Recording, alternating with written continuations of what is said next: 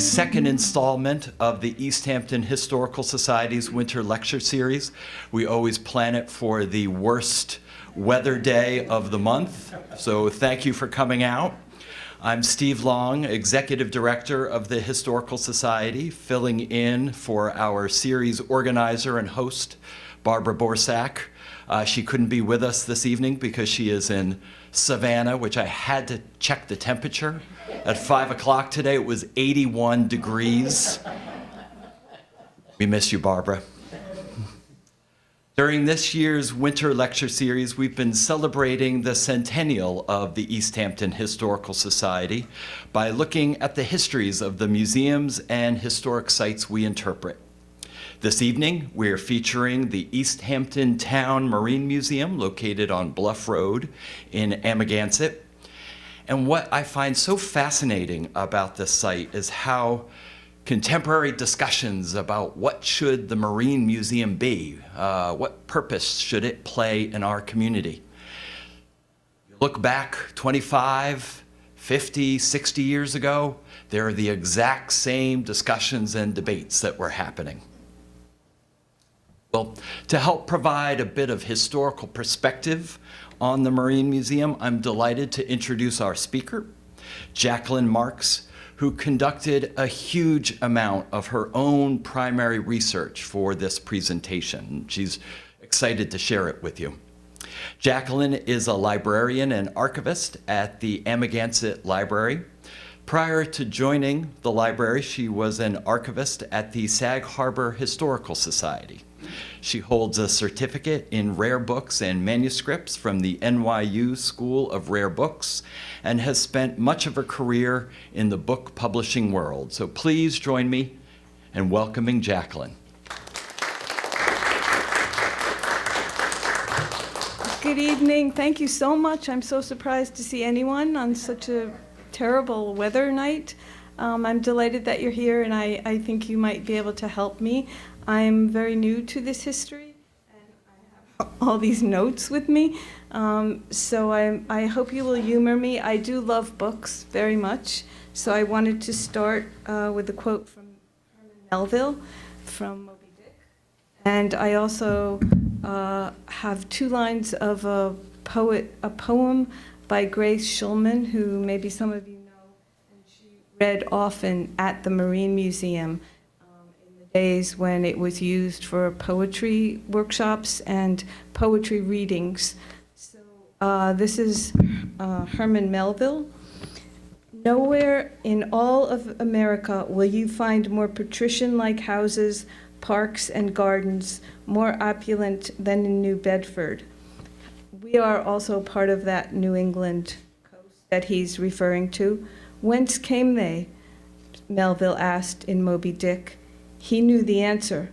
All these brave houses and flowery gardens come from the Atlantic, Pacific, and Indian Oceans. One and all, they were harpooned and dragged up hither from the bottom of the sea. So I concur that everything we have here comes from the sea, and I'm going to talk tonight about a little bit about the history of the physical building itself, leaning heavily on Bob Hefner's research. And then Steve Long has asked me to open up the discussion to the idea of how the museum should function in this community today. And in order to do that, I'm going to show the museum as it exists now and hopefully get a discussion going. These are the two lines from Grace Schulman's poem. No more than geese in flight shadowing the lawn, cries piercing wind, do we possess these fields? Given the title, never the dominion. So I hope we'll remember that going forward. There are many stakeholders in this museum, and no one has exclusive dominion.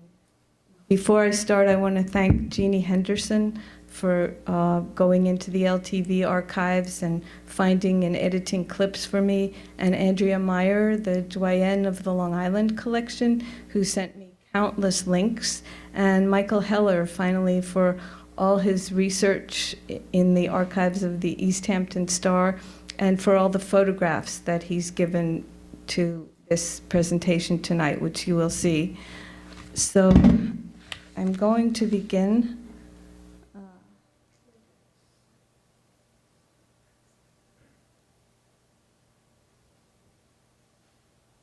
A clip from the LTV archives of the Marine Museum director, Ralph Carpentier. If you don't know where you came from, you're never going to be able to know where you're going. And I think there's a lot of that going on in our town. I think there's a lot of it going on in America, because there has never been, because people really don't know the history of the community. And that's what the kind of services that historical societies give to communities. They provide the history, a proper study of the history. That is a history that's not based on mythology. It's based on factual investigation of the community through the artifacts in the collection, through other resources such as archaeological investigations in a community. It tells us what the truth is of our relationships with the indigenous people that we found when we came here, the ways in which we traded with one another and with the world at large, and the constant changing and interchange of the ways in which the social changes as well as the economic changes. We're still in a process of change. History is something that's happening every day. So a little bit about Ralph Carpentier. He not only painted the East End, he was an artist. He inhabited it fully, working as a commercial fisherman, a house painter. How do I click to the next? Do I click? I just click? Should I go to the next one? This is an oil painting by Mr. Carpentier. So he did paint the East End. I think this was done of Louse Point in Napeague. He worked as a commercial fisherman at times. He was a house painter, a carpenter, and he was a teacher at East Hampton High School, the Hampton Day School, Southampton College, and the Art Barge on Napeague. He was deeply engaged in local affairs, and his opinions found frequent expressions in letters to the Star. He was among the founders of the Town Marine Museum and oversaw the conversion of a former Navy barracks on Bluff Road in Amagansett for the museum in 1966. He created all its exhibits and its murals until he stepped down in 1989 to put all of his energies into working on painting landscapes of the East End. The museum is truly a labor of love that I believe grew organically out of his vision and the vision of other people who were with him. Maybe some of you here tonight knew him. I did not have the pleasure of knowing him, but he sounds like a wonderful, passionate human being. And I know that his wife, Hortense, also worked with him, and I do have a clip of the film they made together at the end of the presentation called Beach Seiners, which is homage to the Bay Men who made their living halseying right off our beaches on Atlantic Beach and Indian Wells Beach.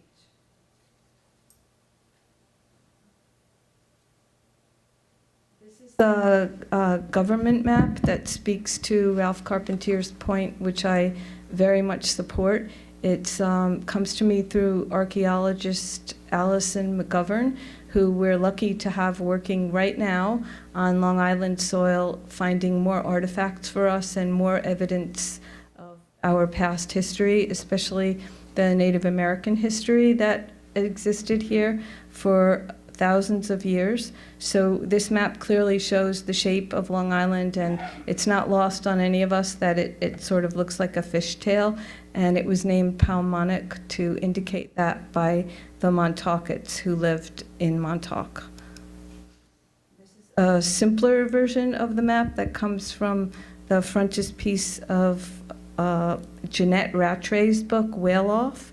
And I thought that I wanted to emphasize the point that we're just talking about East Hampton, if you can see the names, East Hampton and East Hampton to Montauk. And there's so much history that happened in this little space that I had really trouble choosing what to talk about tonight. So I'm starting with indigenous fishermen and whalers who are represented in the museum currently. However, we know much more now than we knew at the time of the founding of the museum in the 1960s, and then the different renovations in the 1970s, and I think another one in the 1990s. There's much more archaeological work that's been done. We also have we have laser technologies. We have a lot of soil evaluation that is much more granulated than it was in the days that the museum was founded. So there's certainly a lot that can be done there. I wanted to share, which way am I going? This is how connected all the different groups of Native Americans who lived here were connected. Everybody basically traveled by canoe. There was a lot of competition. The Shinnecocks and the Montaukets were allies, and they did have enemies across the way, across the water there in New England. So Ninigret was not a friend, and there was a whole political scene going on here. They did not think of themselves as tribes. That was a nomenclature that came about from the missionaries and the white people who studied them and wrote it down as such. Just to demonstrate how everything truly did come from the sea, when Lyon Gardner and the other colonists landed here or were sent here from Connecticut in the 1600s, the currency was wampum. The currency was wampum beads. And the colonists were very quick to readjust their economy to also trade in wampum. This is a drawing of how the beads were made. So what you're seeing here, it's not the best drawing, but it's the only one I could find, is the pieces of the hollow beads that come from the purple part of what we call a clamshell, and they refer to as the quahog. It was the purple, that little purple part on the inside of the shell that was valued, and they had drills. This drill is made of bone, and when the colonists came, they saw the need for the drills, and they manufactured them in metal, and often traded them to the Native Americans for mostly in land trades, land grabs. It would be part of the deal, which I'm sure you all know about. So that's the way the drill made the hole in the piece of shell. And then it was animal sinew that was used to string the wampum together. And on the bottom right-hand corner, you can see the beginning of a belt. So they often carried the wampum with them, either hanging from deerskin or around their waist to trade. Of course, the first trading was done with trappers from Europe, not Englishmen, mostly Basques from Spain and Frenchmen who came to trap fur. They came for fur to the New World. This is evidence of, these are notched weights, and this is the addle that the Native Americans used. At first to spear, it was a spear that you threw, so at first to spear big animals thousands and thousands of years ago. But the spear stayed a part of their culture, and so they made spears also to spear whales that had drifted onto the beach. And this is in the This is in the Museum of the American Indian, and it's classified in their catalog as a harpoon head made from antler bone. And I have a description from Suffolk County Archaeological Society describing, this is very up-to-date, this is the second edition that just came out of the book about the history of the Montaukets. So this is pretty much the latest information we have about whale hunting. It wasn't deep sea whale hunting. They waited for drift whales to drift up onto the beach or come very close to the shore, and they were in canoes.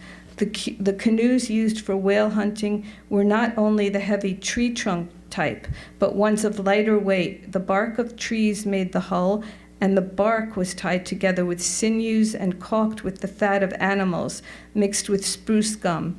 Right whales, the prize quarry, are the kind which swim along with their mouths open, sucking on food on the surface of the sea. The view into these enormous caverns, better picture, the view onto these enormous caverns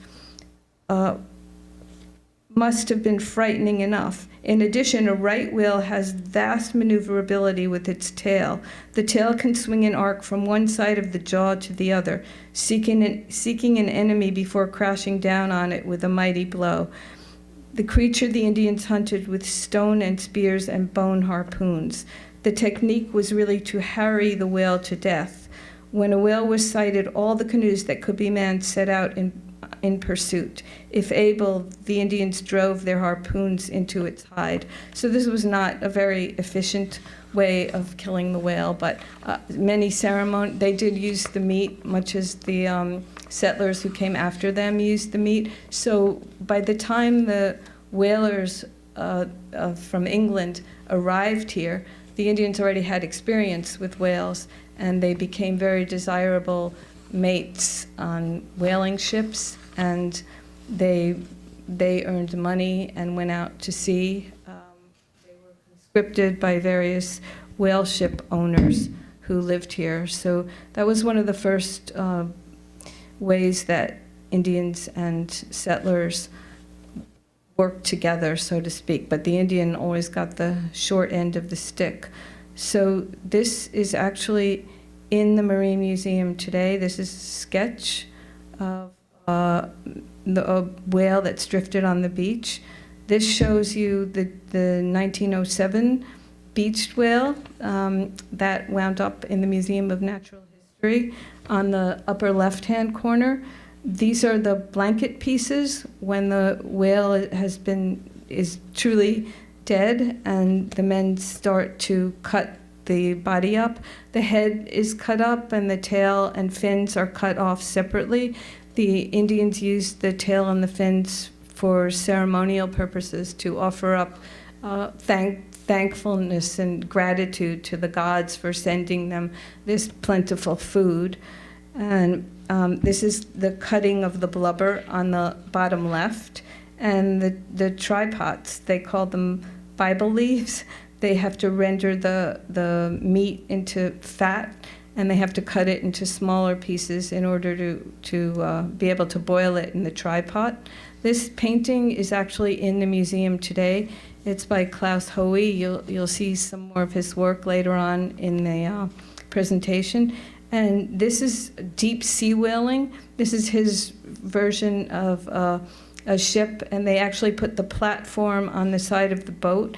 So, and the whale is in the water. I don't know if you can see the shadow of the whale, and they're harpooning him, and they're starting to cut the meat. Part of the reason the whales are called the right whale is because they brought a great fortune to East Hampton and to Sag Harbor and to Southampton and to Shinnecock. They were the right whale because of their monetary value, but they were also the right whale because after they're dead, they float on the surface for long enough for them to be rendered and cut into pieces, whereas the other whales sink to the bottom. Part of the reason for that is because they have baleen in their mouths, which is, they're not teeth, they're sort of like curtains that sieve. They're like a sieve that allows the small creatures to come in that the whale feeds on, and that's what was later used as whalebone. That's what we call whalebone. And it was used for corsets and umbrellas and many other things that most of you are familiar with. So Klaus Hoey takes his inspiration for paintings from the sea, and he often uses whaling logs. And this was, I believe, the whaling log of Captain Jonathan C. Edwards. And it's written in the 1880s, and it's called Harvesting the Blubber. So this is a quote from the whaling log. Once killed, the whale is pulled to the ship and tied along her side. The whale can stay afloat for a long time, but sharks start tearing at the flesh almost instantly. The harvesting must begin, because the blubber spoils fast in the hot sun. The log records, started cutting at 6 o'clock, finished at 10, stood greater watches, will call all hands at 4 to start the works to commence boiling on the morrow. So ends these 24 hours. That's his neat, bloodless rendering of it. This is the Tri-Works that were located on Atlantic Beach, and we'll learn more about them in a minute. So this little building was actually on Atlantic Beach, and these are the men who were there trying the blubber after the whale had been caught. This was the whole town was involved in this. Women, children. They let children out of school when a whale was sighted. Maybe some of you have houses with a little trap door in the attic where they would raise the weft. There was a west side team and an east side team. So the west side team with the Edwards and all the Edwards brothers and the Edwards children, and they had a white flag, and they would raise the flag, and that way everybody in the town would see it and come running down to the beach to help, including the women who brought food for the men and the children. It was a big event in the town, and people shared the meat. And it could go on for hours and hours. And there was an East End, no, that was the East End crew. There was a West End crew, and their home was in the home of George Smith. And his great-granddaughter lives in Springs today and often comes to talk to me. And that flag was an American flag, and those whalers were not as experienced, but she's very proud because she's great-granddaughter of one of the boat steerers, which is a very important part of the whaling. And then there were the Dominies, who were also, as you know, the builders of our windmills and our clocks and our furniture, but they also took part in the whale hunt. It was a communal effort on the East End. Now you'll be treated to about 2 minutes of Bayman Milton Miller, who's talking about Atlantic Beach. Oh, this is the first place we're standing at the end of Atlantic Avenue in Amagansett, Long Island, New York, and this is one of the very important places when I was a boy growing up and for the economy of the East Hampton town. This area here goes back to the days of the whaling days, and at that time they were still whaling houses here where they housed their whaleboats, and all the whaling equipment was still in them. And right over here to my left here is where one big whaling boat was, and most of this was the days in that time. Captain Josh Edwards and Captain Clint Edwards, Captain Gabe Edwards, and a lot of the captains that used to be whaling captains, and they worked off of this beach.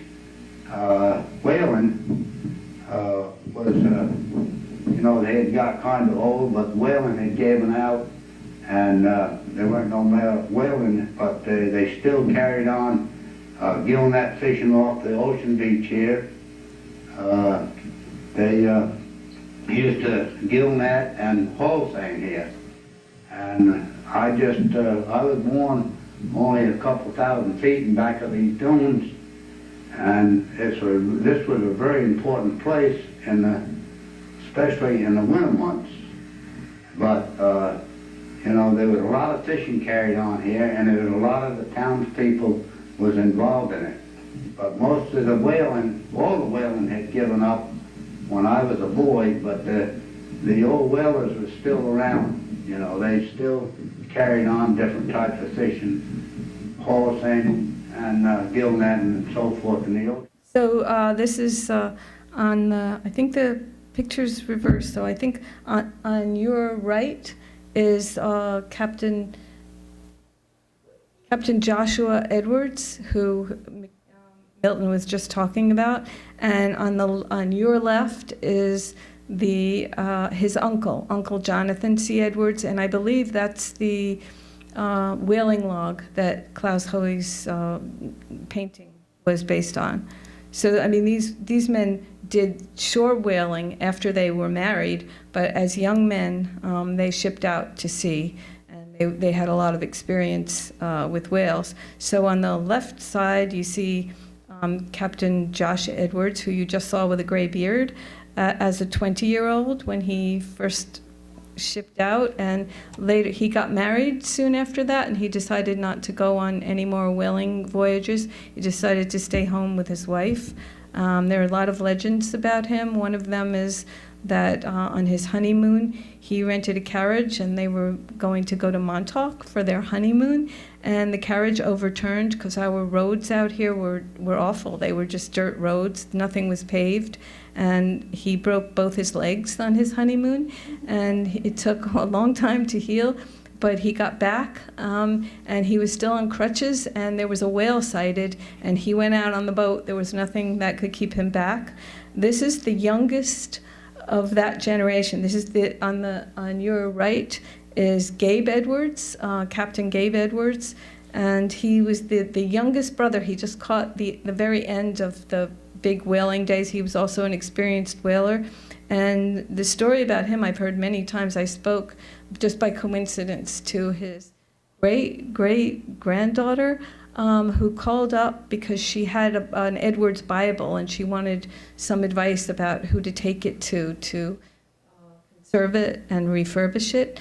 And as a result, we got into this great discussion, and this is in, you can listen to the audio tapes. There are great folklore tapes from the 1980s, and he's the subject of one of the tapes, and the story is told and retold. He went to his grave believing that he had seen a mermaid. He was knocked unconscious on a whale hunt. He was thrown overboard and hit over the head, and they were going to leave him for dead, but they managed, to get him back into the whaleboat.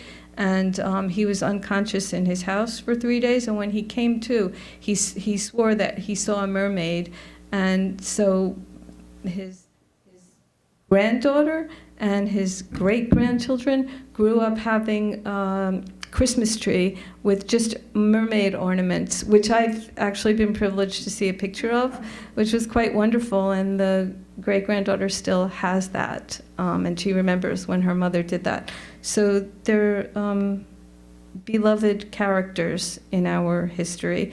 This is a model that Captain Josh Edwards made of the whale ship Ontario. That's the first whale he shipped out on in his youth. This is a great picture from the Dayton Photo Archives that shows the turn of the century whaling, where there were still wagons used to get the boats in the water, and an onlooker from the summer colony who's well-dressed, and it speaks to the diversity of the population and also the coexistence of great wealth and real hard-working fishermen.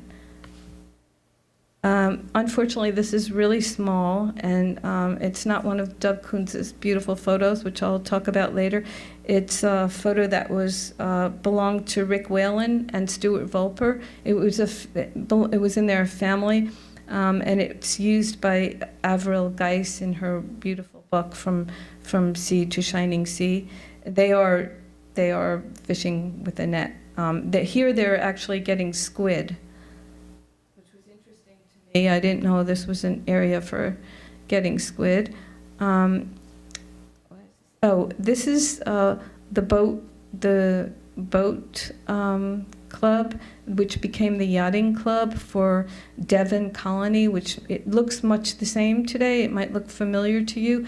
And the reason I included this slide was because this was built in 1909. So in 1907, people were still whaling. People were whaling in this area, in Wainscott to Montauk, not Montauk, but to Napeague. Until 1918, there was still once in a while a whale sighted. I think the last time anybody went out was in 1918, and they didn't succeed. They didn't bring the whale home. They were also much older by then. But I wanted to point out that people have used the water and the sea from the very elite to real working class people. And in this case, the Devon Colony was built by robber barons, basically, from Cincinnati. They were big oil tycoons. There was the president of Procter & Gamble among them. And we owe them a lot. I mean, they built up the area a lot. But they wanted this yacht club because they had come here to hunt. They had come here to hunt for leisure. They came from Cincinnati and they found Montauk. And then they got married and they wanted to bring their wives and children out here, and they were worried that there would be nothing for their wives and children to do while they were out hunting. And so they liked yachting, and they, at the same time that people were still whaling and doing hull seining, they built themselves a concrete factory so they could lay foundations for their homes and for this club. And then they demolished it when they were finished. And they had custom-built yachts made in England and Italy for themselves. And so all this was going on here at the same time, which I think will help us going forward, planning the museum, that there's so many different populations living in different realities here, and we'll have to accommodate all that vision. So now we're jumping ahead, and it's 1939. And this is Napeague. This is an advertisement for Beachhampton in Amagansett. And this was part of a brochure that for between $1,750 and $2,000, you could buy a house here and you could live near the sea. The sea is always the sales pitch. And here's the advertising brochure. And if you can see it, in 1941, this was the view. Well, this is advertisement for Beachhampton. This was in 1937.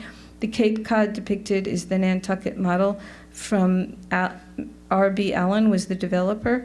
And he wanted people to see how peaceful and wonderful it was out here. It still was very peaceful in 1937. The population was about 6,000. And this is the architect of Beachhampton houses. So now I have two things to say about the museum, and then I'll tell you about the history of the building. So in 1932, a little bit prior to the Beachhampton homes being sold, someone came to speak at the Historical Society here. I don't know if it was the East Hampton Historical Society, or I think it was the Suffolk County Historical Society. He came from Nantucket, Mr. Macy, and he suggested that this area should have its own whaling museum. And people became excited about that here, and I guess they remembered it. And in 1936, Jeanette Rattray and her family, Jeanette Edwards Rattray, wanted to donate artifacts that had belonged to her grandfather and the other Edwards captains, and there was no place to house them. So Amagansett Village Improvement Society, which was founded in the 1920s and was active in every cultural aspect of Amagansett, took this to heart and wanted to have a whaling museum. And someone offered up one of the Mulford houses, and I don't know exactly which one. And we have to remember we're in the Depression now. So this was quite a privileged community for people to be thinking about creating a museum. So at the same time, the Baymen were really struggling. They were having a hard time making a living, and people had to sell off land. Even the town of East Hampton had to sell off land. And this is a quote from Miller, who you just heard. "Times was so hard that what I'd done was row at night from Bonnet Creek across to Gardeners and around to the East Shore and sneak across the beach into Great Pond when there was no moon and scratch up maybe 4 bushel of clams, then lug them 4 bushel back over the beach out to my Sharpie," which was the little boat, "and I couldn't afford them nice wire baskets. I used wood produce baskets with sharp wire handles, nearly cut my hands off. Then I'd row all the way back, and a couple of times I damn near swamped, coming around out of the lee at Cartwright Shoal. And when I was done, I got 50 cents a bushel for them clams, and was glad to have it. I had kids crying at home, and I had no choice." So it's much the same as it is today in many ways. All the different parts of the community, and people managed to make it here. So now we're in 1942, 1939, 1936. Franklin Roosevelt is re-elected President of the United States. On January 15th, 1936, 2 boats that make the newspaper, 2 ships are torpedoed off the coast of Montauk. One directly off the coast of Montauk called the Cumbra, and Southampton Hospital was ready to take the injured. And the other one was off the coast, closer to Nantucket, but also within the scope of the Montauk Light. So the United States is still declaring neutrality. By 1939, Roosevelt knew he was, in talking all the time to Winston Churchill, and he knew that neutrality wasn't the best policy, but the American public was all for isolationism. So we are still not officially in the war, but we do have a very active Coast Guard. The Life Saving Service has now become the Coast Guard, and now the war is on our shores, quite literally, right here. This picture got a little bit pixelated, but I wanted to talk about the Marine Museum. So just a little background. This is the Allied Operations Room, where they're tracking submarines, many of which came very close to Long Island waters. And we're still not in the war at this point. Here's just to give you a sense of what's going on. So Britain is the only ally really still actively unoccupied, but they're getting bombed. So their only way to survive is to get supplies from the merchant convoys. And the United States was neutral, but they were quietly defending the merchant convoys. They were defending the ships that were bringing goods to England, and Miller was on one such ship, and he just says something like, well, nobody in America knew that we were in the war, but we were in the war. It was just kept very quiet. And here you see a ship being torpedoed, and on the lower right you see a U-boat being attacked, and these are depth charges going off on the right. This was a serious war. So this is an overview taken a little bit after World War II of Atlantic Avenue and Bluff Road, and you see the life-saving station right in the front of the picture, and a little bit behind that you see the guardhouse. That little tiny structure is the guardhouse, and on the very right on Bluff Road is the headquarters for naval personnel who were stationed here, married men with children, or without children, but married men. And then, can you make out the brick building? Can you see my pointer? Yeah. Sorry, I didn't know you could. So this is the brick building, so this would be the Donald Lamb building, which was the low-frequency transmitter building for this compound. The Navy kind of quietly took this over, all these buildings, and This was the low-frequency transmitter station for the Coast Guard, and all these little buildings where there were radio frequency detection works going on, and also, of course, the Coast Guard. It was now the Coast Guard. They also did their usual thing, looking out for boats and enemies and submarines, and they also patrolled the shore at night by foot, walking 5 miles in each direction. And I'll show you in a minute all the other life stations that were near us.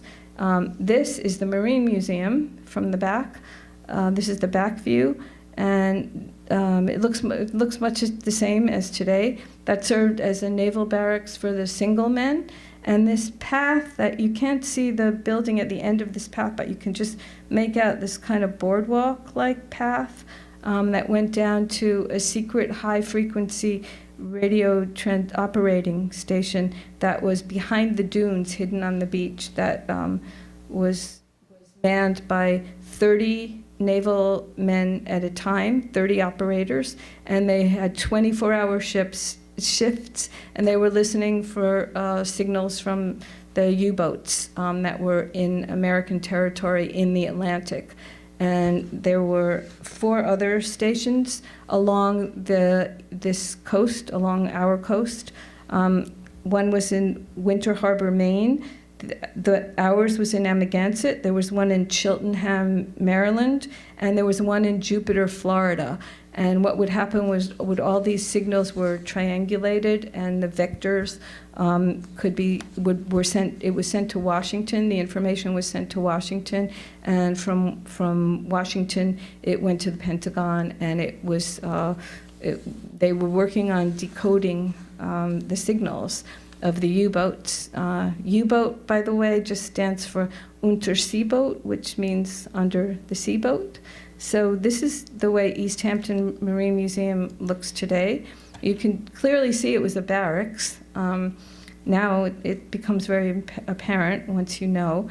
And so this is the side where the men could come out. There was no circular driveway at the time. It was a parade ground. It was just a lawn. This is the back of the building. This is the side view, and this is important to note because here again we see the side view, because when they went out in 1942, when they were in service here, this is where the boardwalk was, and they would secretly go from the dormitory to the secret high-definition radio frequency finding station, which you can see is right on the beach. And that was going on 24 hours a day without anybody here really knowing about it. So this is a little bit more information about that. These are the architectural drawings where you can clearly see the design. This is side view, and this I thought was really interesting when we get inside the museum later, because this is the second floor, and all of you who've been to the museum are familiar with the exhibit space there, photographs that are hanging, and the little nooks where there are different conservation-minded exhibits. So this clearly shows you how the men slept. The washrooms were up there. They were sleeping upstairs, just one bed facing the other, so there's definitely room for at least 30 men. And then these are the different floor plans. So I think you can see it better than I can. And the downstairs was the rec room and storage space and the mess hall.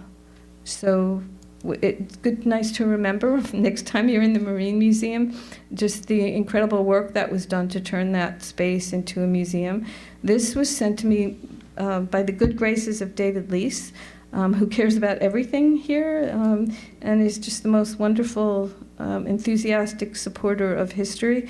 This also helps us now when you're driving on Bluff Road. This was the government. This was drawn for the government, so they saw what we think of as the Donald Lamb Building and the Marine Museum and the life-saving station, and they saw, and the dunes, they saw that all as a military compound for a time, and they considered it all one area.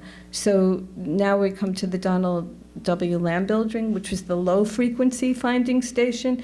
It was built for that purpose, and the brick, you can read it yourselves, the brick portion was constructed in about 1939. It was the transmitter building for the Naval Low Frequency Direction Finding Station, and the transmitters are still on the wall today, if you look.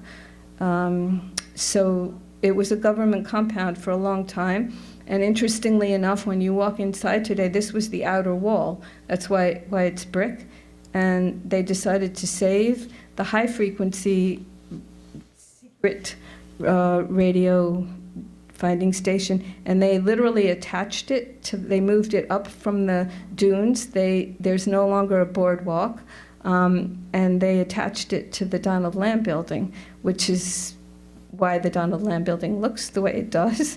And this is the view from the bottom, where I'm sure you've all been, and it's the Dory Rescue Squad's home, away from home. And I'm not going to talk about the life-saving station, but just to reiterate that the naval men were not alone. The Coast Guard played a big part, and this is just Long Island, and this is the location of all the other Coast Guard stations that were originally life-saving service. So they all took part in this war effort. And there was a lot of support for the Navy.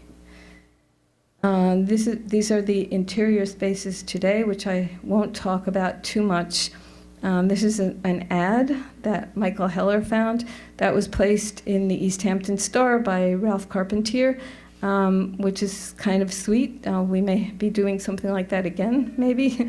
Artists, craftsmen, morning, noon, night, you name it, on deadline assignment to complete Newtown Marine Museum in time for opening in June.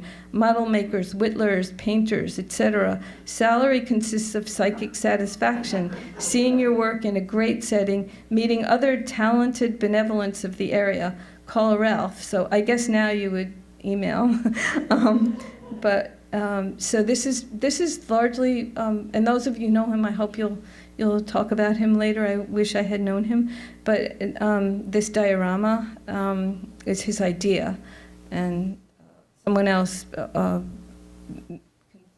helped him construct it. However, he did go to Montauk, and he talked with the old timers. He wanted this to be accurate. As you know, they built their own. The Montauk Fishing Village sprang up out of the baymen's need to fish year-round, and it was better. They fished some of the time at home in Amagansett, East Hampton, and then they would move themselves to Montauk when the fish were there in the bay, and it was a lot easier because it wasn't ocean fishing necessarily. And they built their own houses, a lot of times made out of the boxes, the white pine wood that were used to ship fish to Fulton Fish Market in. And so this is when you walk into the museum.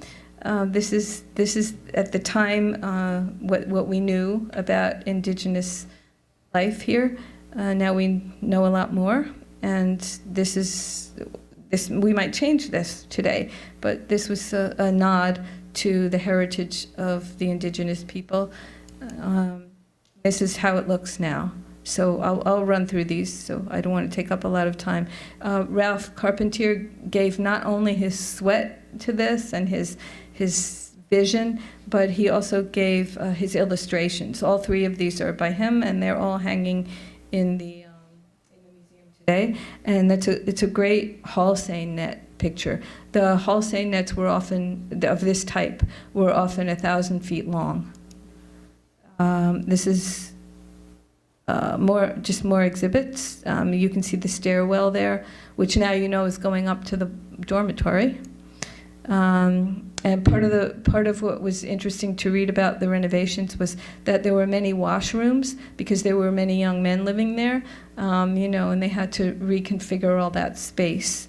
So here you see how they opened it up, and this is the Bayman's Year, which is very important to understand because they fished everywhere. They didn't just fish you didn't just dig for clams. You also might go out for lobsters. You might do bunker fishing. You might do halsey fishing. You had to make a living year-round. Unlike the farmers who could farm and then just fish during the winter when they weren't farming. This is the HMS Culloden, and I won't talk about it, but it was a big coup for the museum, I think, to get this, and a lot of effort went into preserving it. It comes from the 1781 His Majesty's boat that during the after the Revolutionary War, which is a big thing for a museum to have. I'm not sure about that shipwrecks and ship artifacts were in the first vision for the original vision for the museum. So, and this I don't really understand. I thought maybe somebody here would enlighten me. Apparently they moved this Indian field gunning shack from Montauk, where it originally was, and they thought it would be a good place to have it at the Marine Museum. And I'm just thinking maybe because of the duck decoy carving, but I'm not sure why it was felt this was the appropriate place. This is the upstairs gallery with more pictures, and this is the gallery of Klaus Hoey's paintings as it looks today. And this I thought you might find interesting. It was the museum logotype, that it was designed as the original logo for the museum. I didn't see it used anywhere. I didn't find much publicity. I found one very homegrown sort of sheet that was handed out to visitors, which I will share with Steve afterwards, and which I have on my computer. I'm not sure I have a picture here, but I don't know if it was ever used. So that's the logo. This was the handout I found, which is great to read because it gives the philosophy, and it gives everything that was put into this. It also emphasizes the photographs, which I don't have, but I brought the book for anybody who would like to see the photographs of that grew out of Peter Matheson's wonderful book, Men's Lives, that was funded by Adelaide de Menil.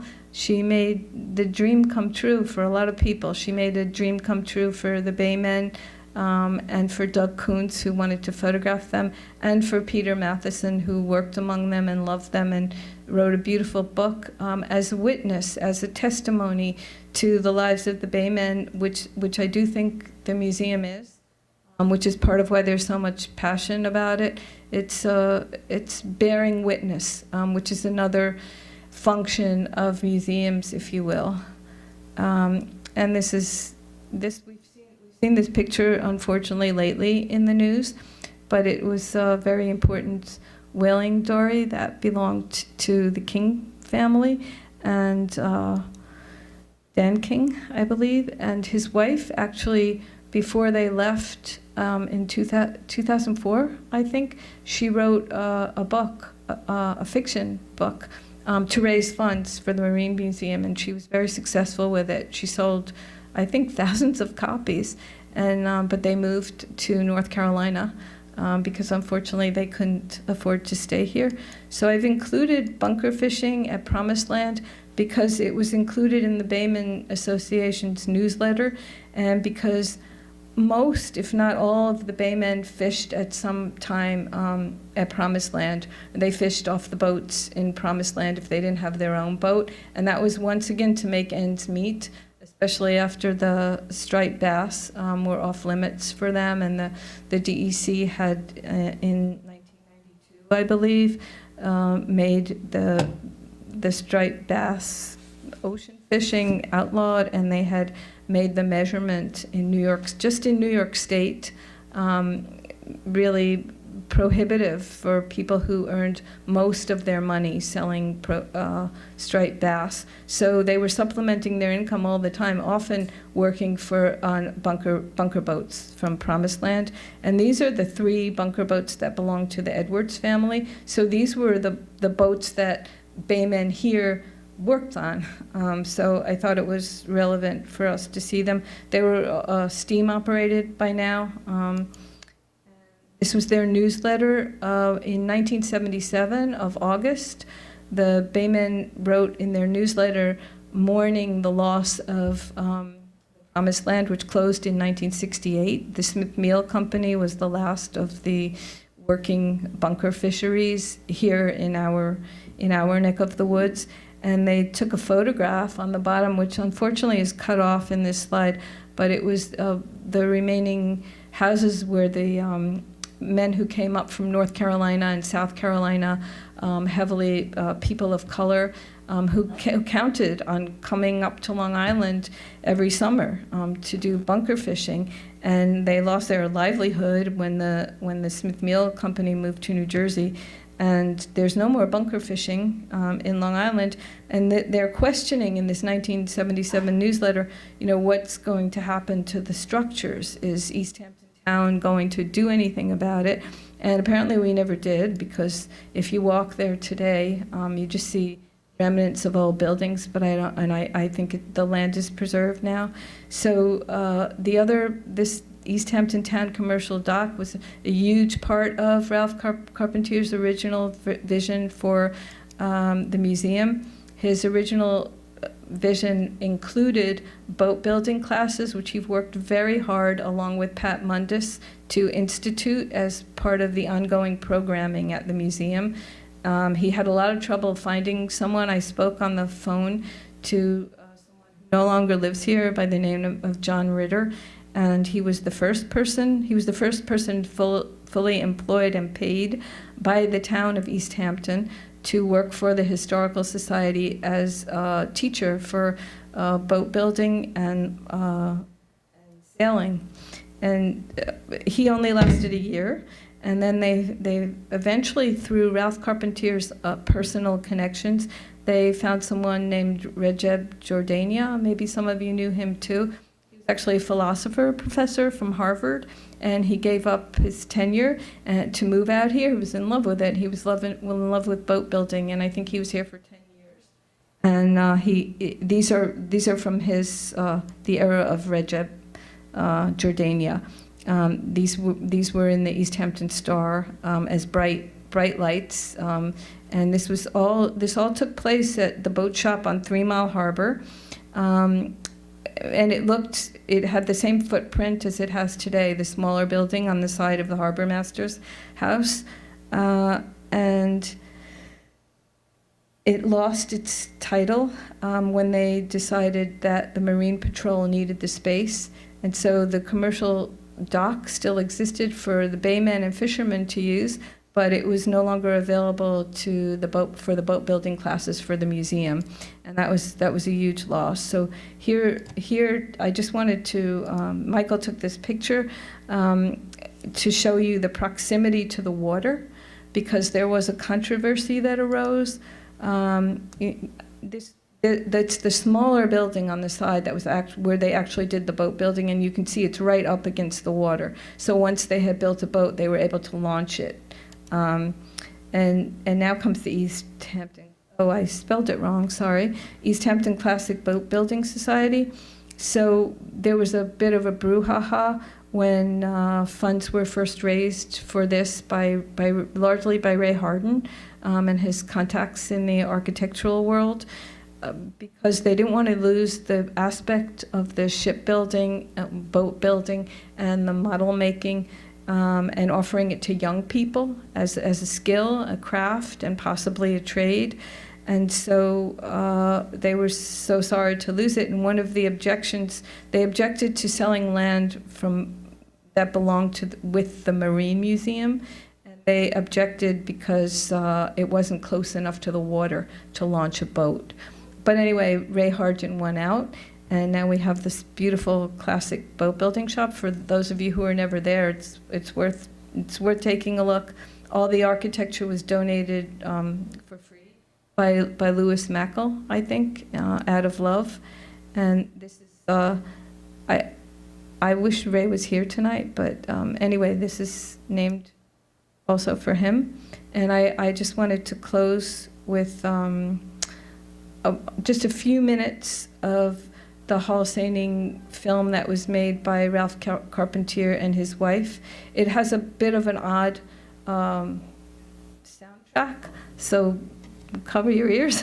But it's it's kind of precious. It's from 1962.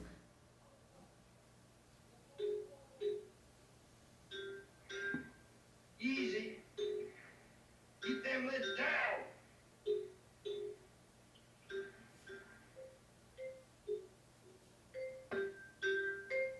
We got 'em. Whoa. Line that back out even. Whoa. Hold up. Now all together. Now, boys. Strike backs in the back. The beach crew, no time of happiness can compare with. No creature is more beautiful to it.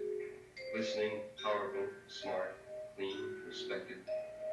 Like all good hunters, the beach seiners love a worthy prey.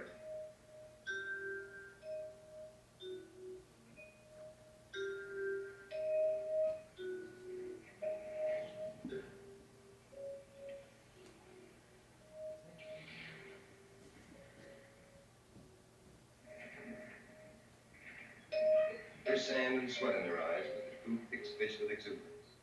They've waited a long time for this productive haul. To each man, it means a different thing. Mortgage payment, doctor bills for a pregnant wife, a new truck tire, an engagement ring. But those things will come later.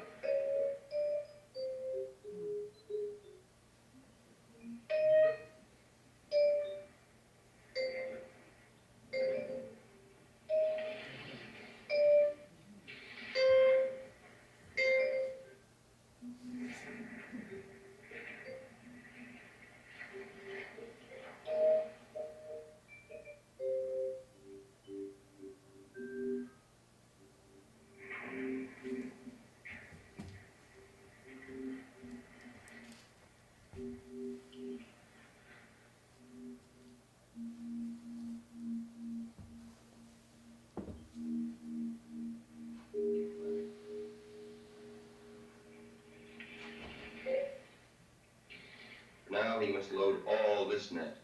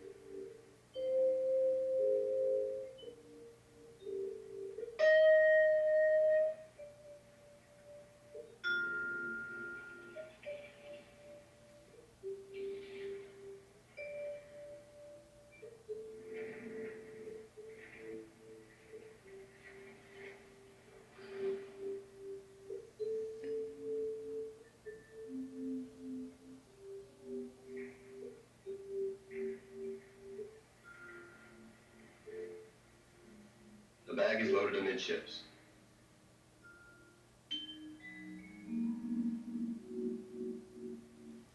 Now the west arm of the seine must be loaded.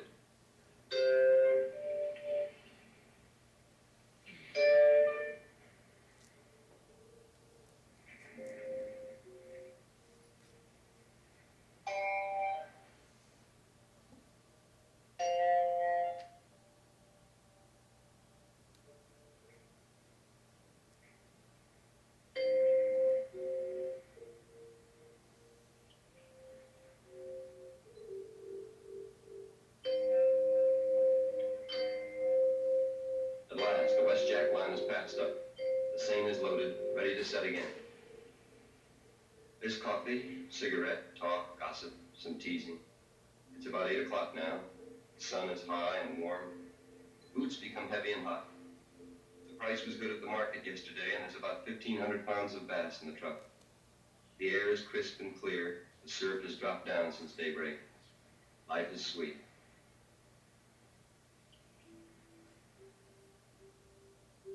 Yeah, boys, what do you think?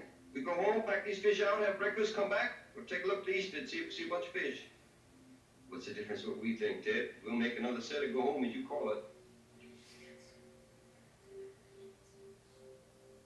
And that's the kind of democracy that prevails with a beach-sane crew.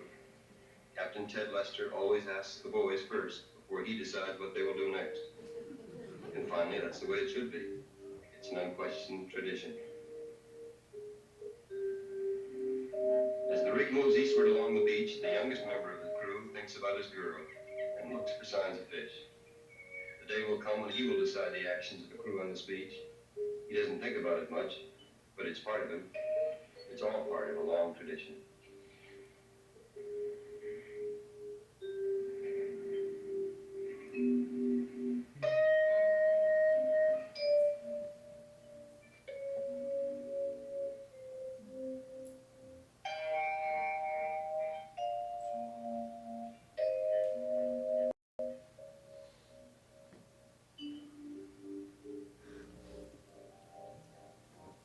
Well, I know we're over time, so thank you all for coming this evening. We'll be back here on March 25th when David Cataletto is scheduled to speak about Clinton Academy. So I really, Jacqueline and Michael did a tremendous amount of research. Jacqueline, what a great presentation. She said, "Oh, I've never done this before," she told me earlier. Well, it certainly didn't look like that, and I think she did an amazing job, and all of us, I feel like, learned so much. And thank you, Michael. So all the pictures you saw were Michael's, and